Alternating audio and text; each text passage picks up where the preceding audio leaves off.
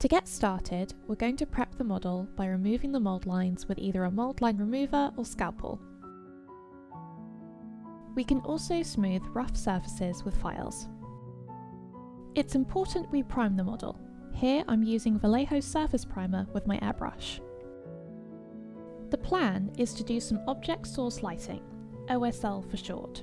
So we need to do a zenithal highlight to help us map out where we want the light to hit. So I'm going to base coat the model black with Army Painter Fanatic Matte Black. So we can get a better understanding of what we want our light source to look like, I'm using some tiny little fairy lights and posing them against the model. I can then take pictures of this on my phone and use it as a reference. Using the pictures I've taken to help me, I can then go over with some white ink so I have it physically on the model to help me keep on track. Remember, zenithal highlights will disappear. Their purpose is to help you with placement as you're going through the painting process.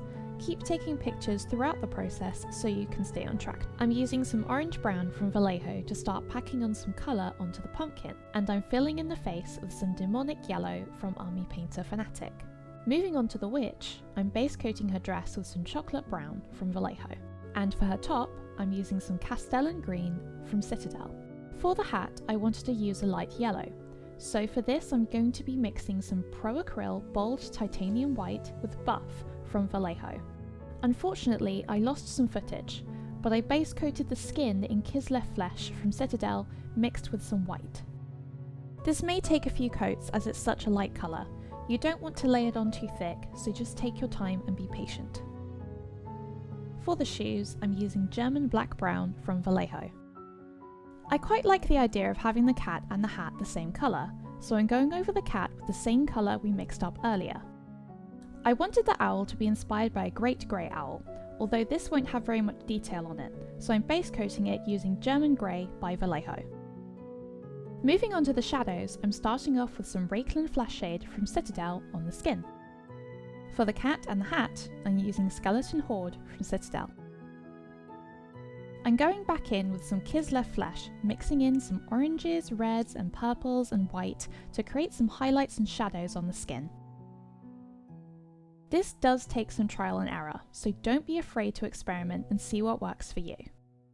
For the hat, I'm doing some light edge highlighting with Buff.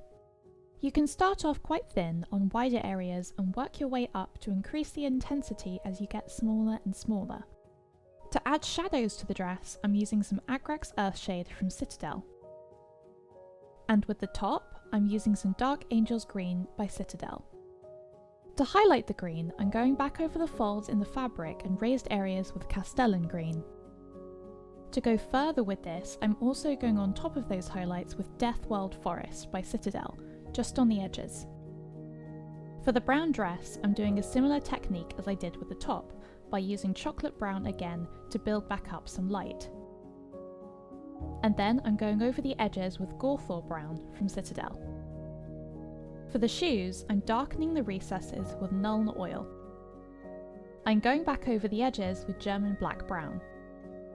And adding some German Grey onto the tips so they look scuffed. Next, I'm going over the top of the cat with some Silver Grey by Vallejo.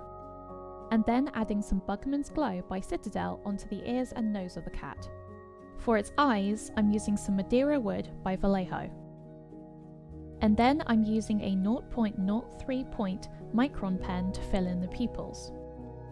For the hair, I wanted to match the owl, so I'm base coating this in German Grey. Speaking of, I'm darkening the recesses of the owl with Nuln Oil. And then highlighting it with London Grey by Vallejo. I'm then using some light grey by Vallejo to accentuate the edges. And then I'm using Madeira Wood to fill in the eyes and then using matte black to fill in the pupils. I'm using London Grey to do the first layer of highlights on the hair. And then going on top of that with light grey. To do some extra highlights on the hat, I'm going over very faintly with silver grey. Only one of her eyes is showing, but I'm going to fill in the whites of the eye with silver grey as well. I'm also going to use Madeira Wood for the iris and make a small dot with my micron pen for the pupil. Now the witch is mostly done, we're now going to take it to the next level by making the pumpkin look like it's lit from the inside and glowing onto the rest of the model. I will be using my airbrush for this. Looking at some reference photos of how a spooky glowing pumpkin looks, the orange becomes more red, and you can see where we would normally have shadows, there is light coming through those recesses. I'm using Corn Red by Citadel specifically on the bottom of the pumpkin to create a gradient into the orange on the top. To make the middle area brighter, I'm using some Evil Sun's Scarlet by Citadel. I'm also using some Troll Slayer Orange by Citadel to brighten up the centre of the face where the light will be coming from most. Because the airbrush removed most of the yellow, I'm going back over it with Demonic Yellow, and then doing some wet blending with Troll Slayer Orange to create a gradient effect like we see in those reference photos. We don't need much, but we can just put a tiny bit of white in the centre of the nose, eyes and mouth to really give off that glow. Using the reference photos we took for the zenithal highlight, we're just going to do a very light spray of orange from underneath using Orange Rust from Vallejo.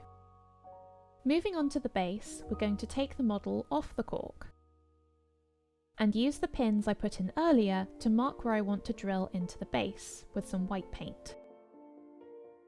Then I will use those markers to drill 2 holes. I'm placing down some super glue for security as we insert the pins and stick the model down onto the base. I'm trimming down the pins with some hobby clippers. My plan for the base is to make an autumnal leaf pile, so I'm going to grab some hole punches I have. For the leaves, I went outside and foraged for some, as it is the perfect season for it. And I'm using my hole puncher to punch out the shapes. If your punch is the wrong shape, you can still use it. You might just need to grind down the pieces with a pestle and mortar, crush them in a bag and hit them with a blunt object, or cut them up with a mezzaluna or large kitchen knife.